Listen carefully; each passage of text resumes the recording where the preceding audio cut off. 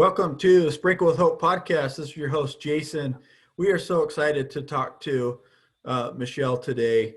This podcast is going to be awesome. Please tune in with your ears and your heart. Open your heart to the message she's going to give. Hopefully you'll be ready and able to receive that message.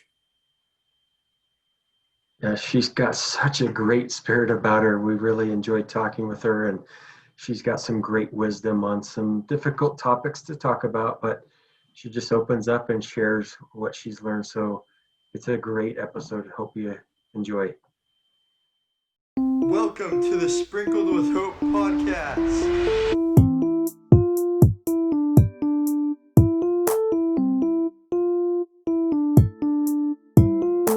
This is Jason. And this is Shane. And it's podcast time. Welcome to Sprinkle with Hope. We got an awesome guest with us, Michelle Anhang. We are so excited to have you with us. Thank you for taking the time to sit down with us and talk a little bit about you and just kind of your background. If you wouldn't mind just giving yourself, an introduction, kind of where you're from, just a little bit about yourself so our listeners can get to know you a little bit. Sure. Thank you. And thank you for inviting me on the show. I'm really happy to be here. So yes, my name's Michelle. I live in Toronto, Canada. I am the mom of two sons who are now both in university. So I'm empty nesting for the first time ever. Woohoo! As you can see the tears. Yeah. So yeah, and I'm a certified professional coach, and I specialize in helping individuals and families living with mental health challenges and those moving awesome. forward after loss. Yeah. Awesome. So tell us, why did you get into this? You know, coaching is hard for some people, and some people don't want to have anything to do with it. So tell us why you got into this. Sure. So mine is a pretty interesting story, and yeah, people often wonder, like, why did you pick that of all areas to focus on? And it came mostly from my own personal life experience. My husband passed away 14 years ago when I was 34. He died by suicide after suffering from severe mental illness. And, he and I grew up together. Actually, we knew each other since we were 8 years old, started dating at 18, got married at 22. And so, yeah, 12 years later, 34, we were, had been married for 12 years and still babies, but with our own babies. Right. So this community that we grew up in, nobody really talked about mental illness. No one talked about suicide. And so no one really knew what he was suffering with. He had a bipolar disorder and a form of schizophrenia. I believe they call it schizoaffective disorder. And so after he passed away, as the family was gathering within the first couple of hours, somebody said to me, "What are we going to tell people?" I was like, "Oh, yeah." Right. It hadn't dawned on me, but then I started thinking of all the reasons why, maybe there should be some other thing we tell them. And we decided we were going to say it was an accident. And we told people for almost 11 years, I hid the truth, told people that he died in an accident. And that had a huge impact on my life, my mental health. And then, after doing my healing work and after almost 11 years of hell, had to do my healing work. And then that's when I realized this is the work I want to do.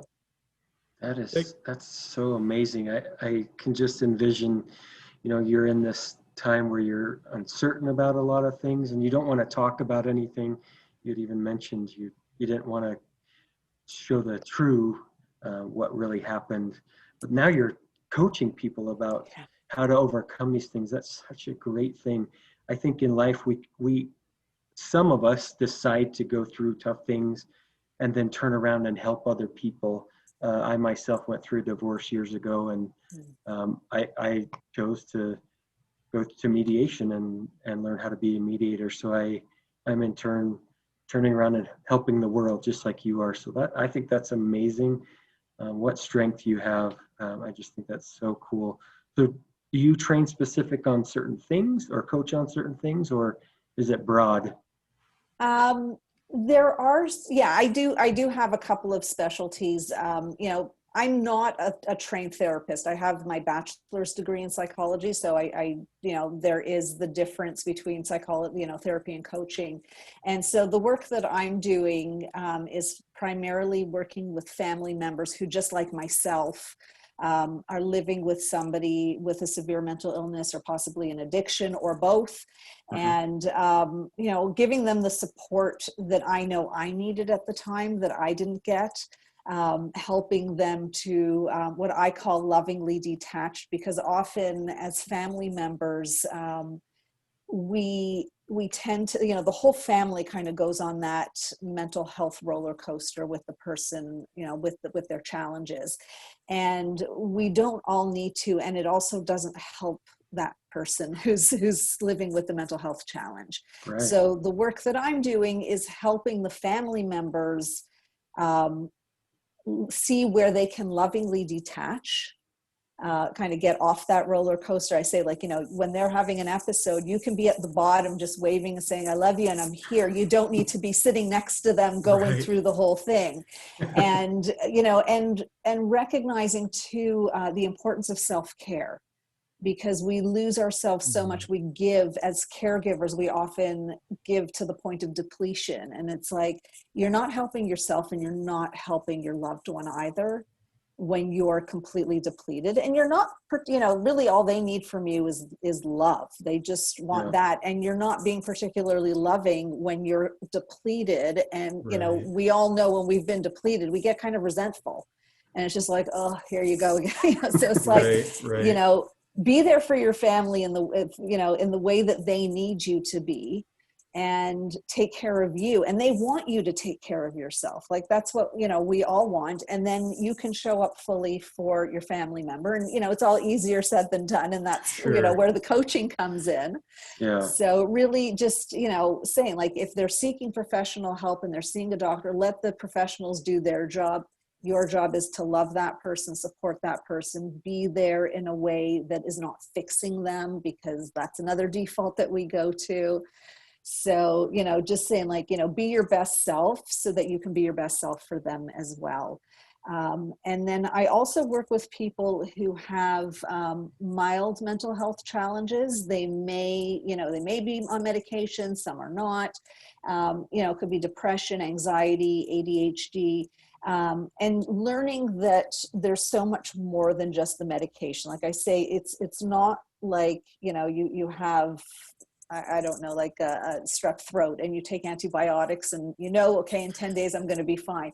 Mental health doesn't work like that. You can take the medication, but there's so many other lifestyle changes that need to happen, mindset work that we can do. So that's where I step in helping people really empower themselves and say, like, you can be on the medication and, learn that mind-body connection. I'm very big on mindfulness. Learn what your symptoms are, know what the precursors are to any episode you might be having, and then take the steps that you need to take care of yourself. And again, so it always comes down to self-care. So I love that. I love that so much. And thank you for, for sharing your story. I'm sure it's hard to let those feelings out, even after all these years, right? And really opening yourself up, because you're at that vulnerable state, and that's a difficult place to be. So I appreciate you, being vulnerable and allowing us to learn and grow from you and with you, right? And so I appreciate it. You mentioned about self-care. Is there some tools and things that we can use to maybe help with that self-care? Because sometimes I think we don't take care of ourselves, right? We're not helping ourselves. In turn, we're not helping other people. So is there some tools and things that we can use for that? The first, I think, is the belief that we all deserve to take care of ourselves and that it's not selfish. It's actually necessary, because so many of us were conditioned and programmed to believe that, we all need to be martyrs, Right. or busy, or, the grind of work. Like somehow that got glorified in our culture.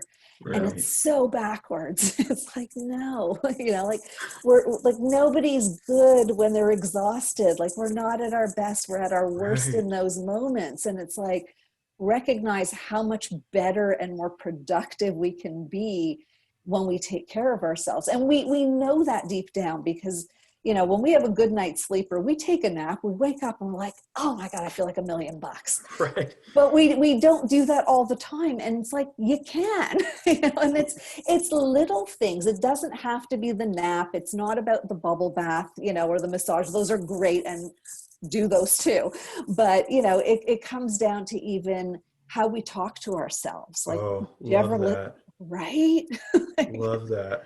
when you Yeah. think about the way that we speak to ourselves and that running commentary, we would never say that out loud to anybody else. No. And so the first piece for me is notice how you're talking to yourself. And I talk about what I call the friend test. It's like, if you wouldn't say that to a friend, don't think it to yourself. And if Oh, you notice that you're saying something to yourself, you can switch it up. And it's not like, oh my God, you're so stupid for doing that. It's like, no, I'm human, and humans make mistakes, and it's okay. and right. so correct yourself. So, and it's practice, but it's possible. And that's the first step, that when we're kind to ourselves, that's when we start to believe that we are worthy of all that care. And then, we feel like, okay, yeah, I can give that to myself. And it's, and again, like it's not necessarily the massages and the bubble baths. It's getting a good night's sleep every night. It's noticing, what are we putting in our bodies? Like, I'm all for cakes and desserts and whatever your vice is, Yeah. but it's balancing it out.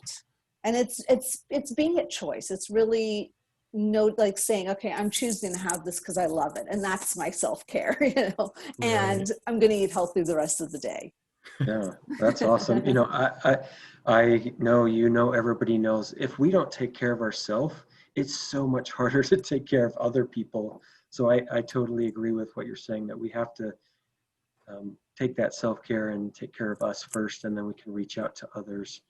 You kind of mentioned a little bit, I want to go back just for a second.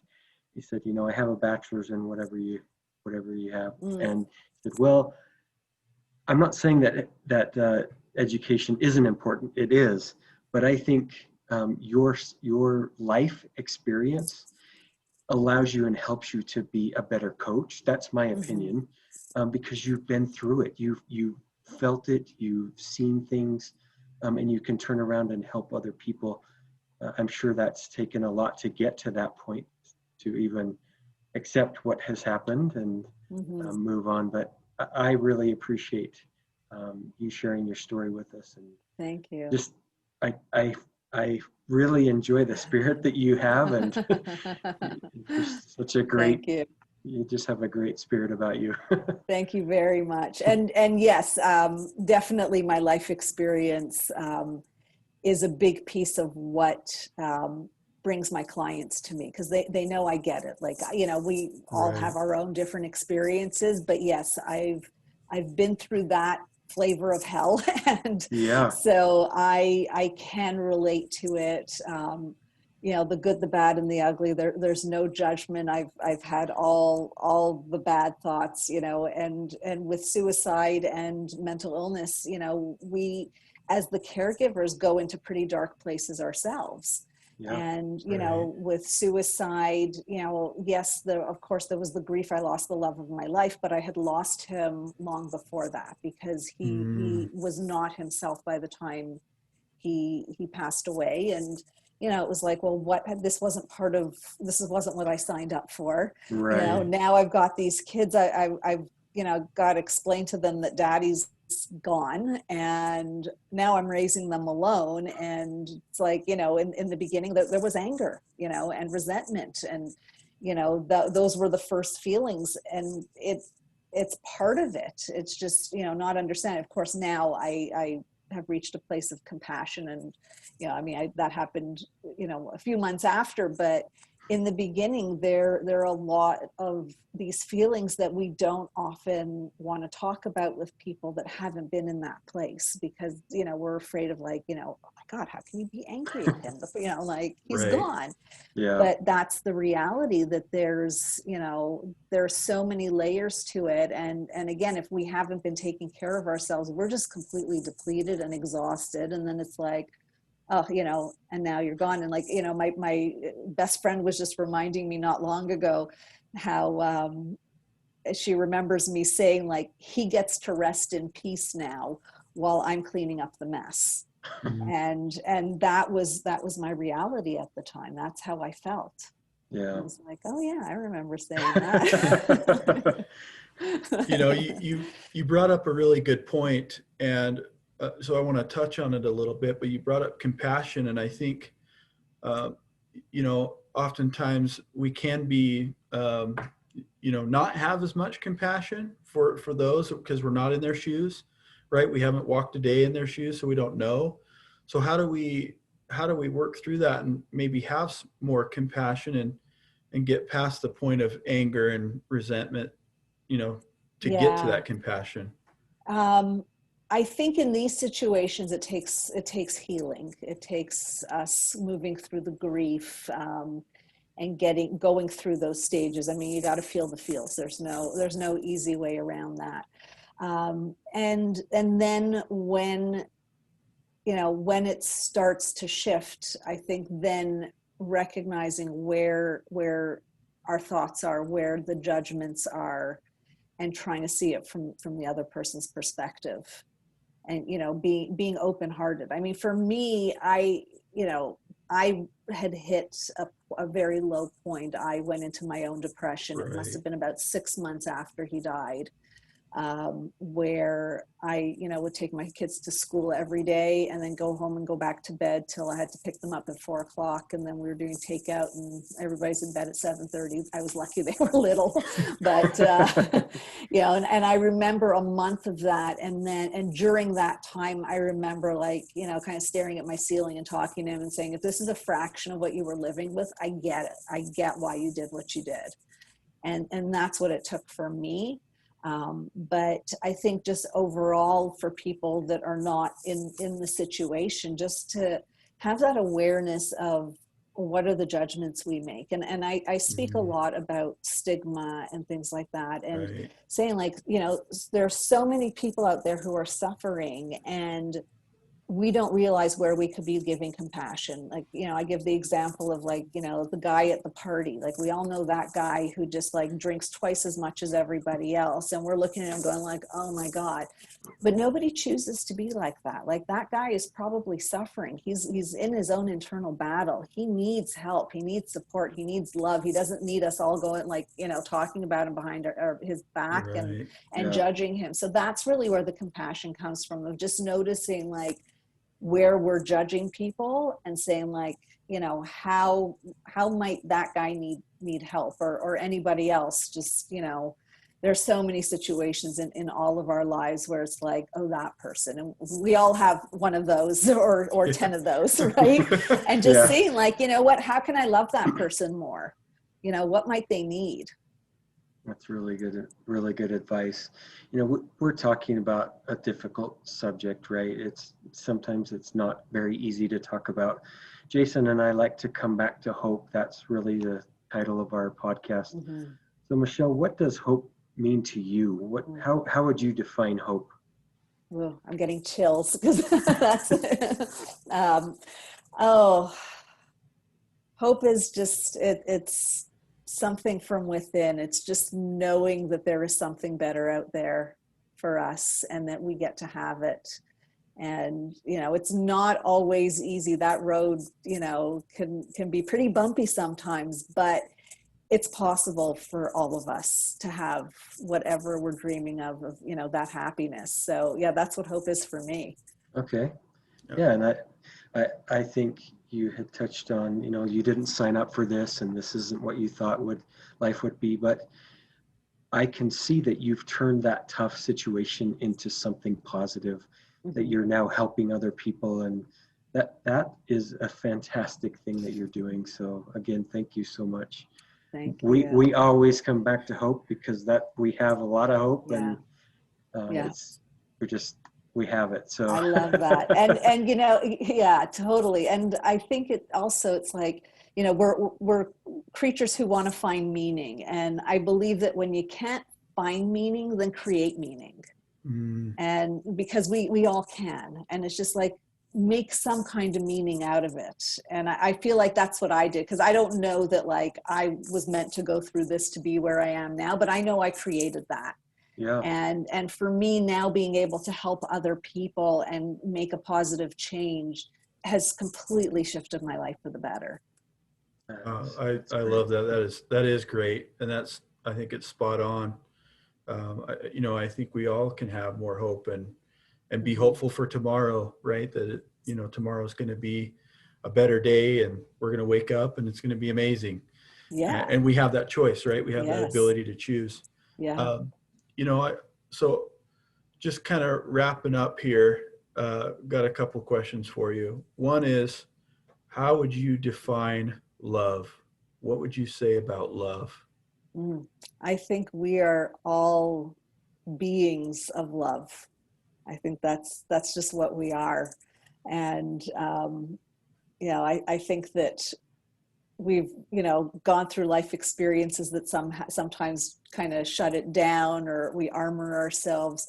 But I believe that our core essence is love. And we just need to connect back to that over and over and over again. But that's what leads us. I love that. You know, I really strongly believe in spreading more love, because I don't think there's enough of it that gets spread. Sometimes there's a lot of negativity, and if we only just love somebody, kind of like you were saying about, without judgment, and we just love that person for who they are, not trying to change them, right? And Yeah. just giving our whole heart and soul to that person, and maybe that's enough. You know, maybe sometimes that is enough.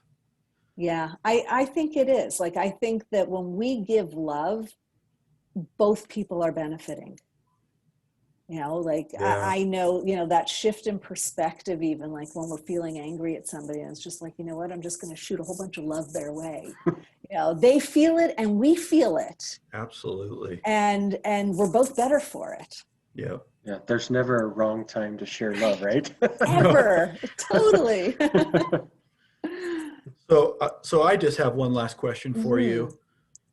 If you could put yourself in my shoes, what question would you ask yourself that I haven't already asked? I love that. I ask my clients that sometimes. Like, what should I be asking you? I'm not sure.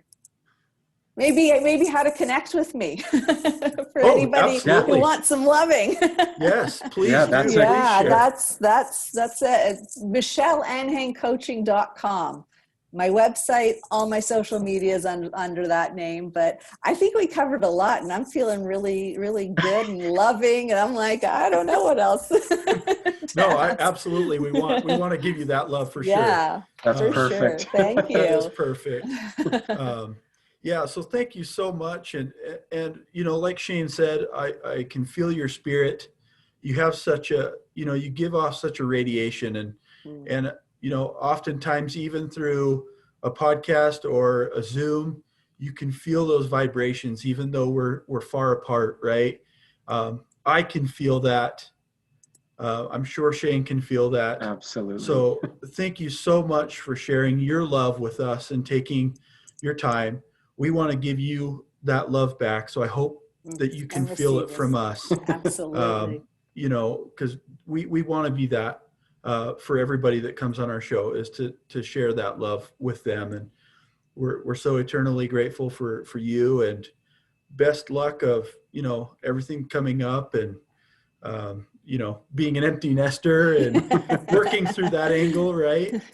Yes, thank you. So anyways, Shane, do you have anything else I just want to thank you again so much for sharing your message and your I think you have a great story about hope and how to turn things around and take control of the life that you've been given. So thank you again, Michelle, so much. Thank you so much. It was such a pleasure to meet you guys and chat with you. Yeah. Yes. All right. Thank you again.